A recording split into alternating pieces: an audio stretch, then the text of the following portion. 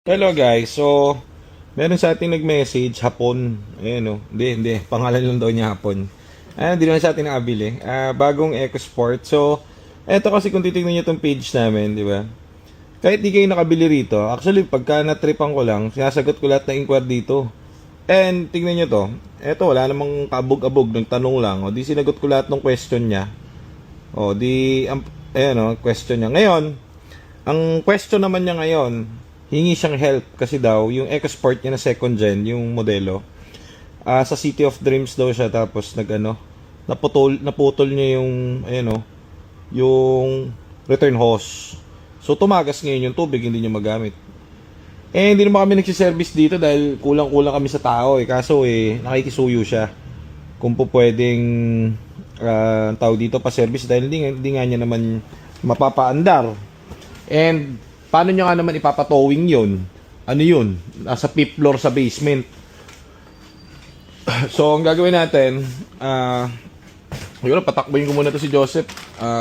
Pakabit lang to, tapos para umandar. Bilhin na lang siya ng return hose sa atin. Tapos, yun lang. Wala lang, nakwento ko lang. Wala mablog eh. So, anyhow, itong mga kotse natin to, tignan ko kung ano eto, nakita nyo yung gumagawa doon. Si Kuya Edwin yun. Titignan ko kung pag tinawag ko siya sa alias niya kung haharap siya rito. Libido!